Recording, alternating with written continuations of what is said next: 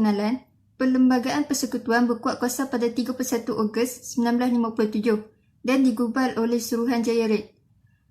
Perlembagaan Persekutuan ini juga merupakan undang-undang yang tertinggi yang menjadi sumber dan punca kepada semua undang-undang. Undang-undang mestilah selaras dengan Perlembagaan Persekutuan. Jika tidak, undang-undang tersebut akan terbatal. Perlembagaan boleh dipindah untuk menjaga kepentingan rakyat dan negara, tetapi pindahannya tidak boleh dibuat sewenang-wenangnya. Faktor dan peranan undang-undang terhadap masyarakat di Malaysia. Yang pertama, untuk memberi kebebasan asasi, iaitu supaya tiada warga negara yang boleh ditahan sebagai hamba abdi, dan untuk memberi kebebasan diri kepada setiap rakyat Malaysia. Di samping itu juga, di bawah kebebasan asasi ini, setiap warga negara diberi kebebasan untuk bersuara dan memberi idea, tetapi Parlimen boleh menggubal undang-undang tersebut untuk menyekat hak tersebut untuk menjaga keselamatan negara Malaysia. Seterusnya, untuk memberi kebebasan beragama. Tetapi, agama lain dihalang daripada disebarkan kepada penganut agama Islam. Di dalam perlembagaan telah dinyatakan bahawa Islam merupakan agama persekutuan, tetapi agama lain masih boleh diamalkan mengikut kepercayaan kaum masing-masing. Tujuannya adalah untuk menjaga keharmonian negara supaya tidak berlaku perpecahan antara kaum. Seterusnya, bahasa Melayu merupakan lambang identiti negara, tetapi rakyat Malaysia tidak dihalang untuk belajar dan bertutur mengguna bahasa lain selain daripada bahasa Malaysia. Ini kerana untuk menghormati dan menjaga hak bagi kaum lain di Malaysia. Walau bagaimanapun, terdapat isu mengenai penggunaan bahasa Inggeris dalam sistem pendidikan negara, seperti dalam sesi pembelajaran mata pelajaran sains dan matematik, terutamanya di universiti. Perkara ini boleh memberi kesan kepada perancangan kerajaan untuk jadikan bahasa Melayu sebagai bahasa utama di Malaysia. Seterusnya, perlembagaan ini sebagai prinsip dan peraturan asas kepada pembentukan kerajaan, kerana perlembagaan merupakan panduan kepada kerajaan untuk melaksanakan kuasa dalam mentadbir negara. Assalamualaikum warahmatullahi wabarakatuh. Nama saya Puteri Norsyawi binti Fazil, nombor matrik 2778805. Hari ini saya ingin menceritakan tentang kesan daripada undang-undang dan perlembagaan terhadap pelbagai jenis kelompok masyarakat di Malaysia. Yang pertama, kesan dalam masyarakat, keharmonian dalam masyarakat.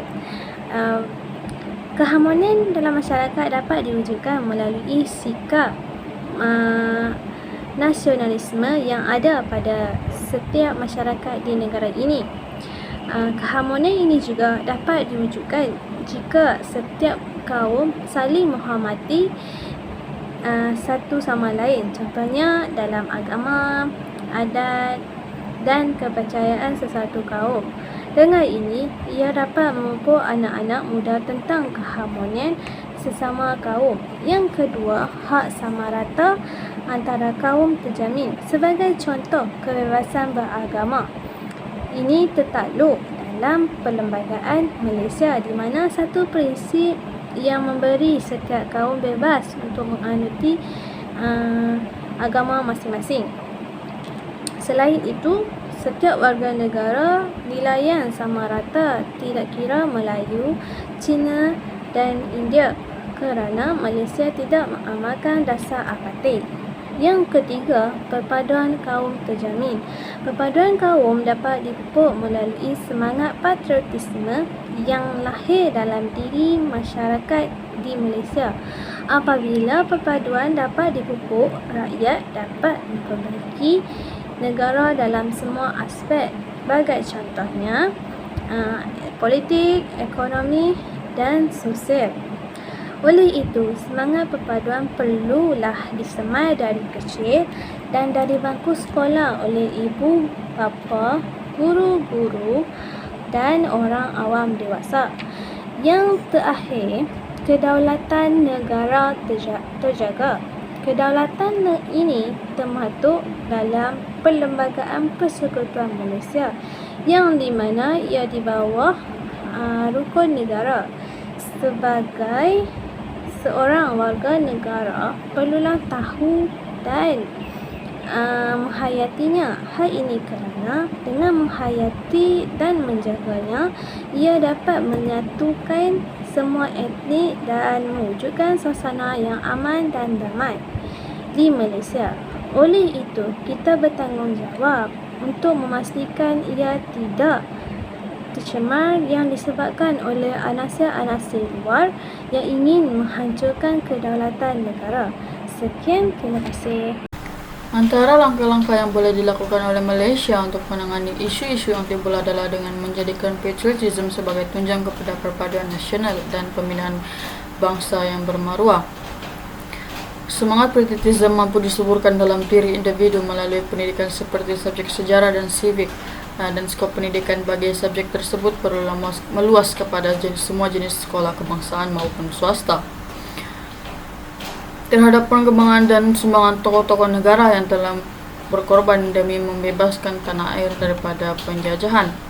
Selain itu, antara langkah yang boleh dilakukan oleh kerajaan juga adalah dengan mengekalkan dasar afirmatif dan hak samarata yang terdapat di bawah Perkara 153 Perlembagaan Malaysia di bawah tanggungjawab yang di Pertuan Agong untuk menjaga kedudukan orang Melayu, penduduk asli, mana-mana negeri Sabah dan Sarawak, dan kepentingan sah komuniti lain dengan mewujudkan kuota untuk masukkan ke perkhidmatan, beasiswa dan pendidikan awam.